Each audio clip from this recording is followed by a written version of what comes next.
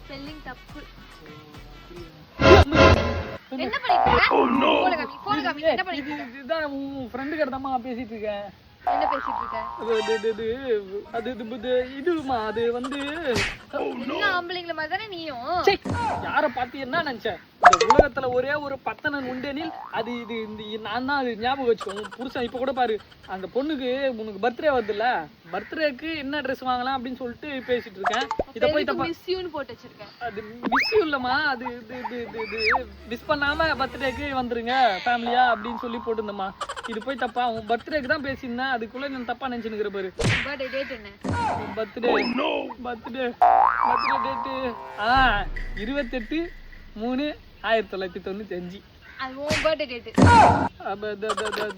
இது 30/5/2002. என் தங்கச்சி birthday date.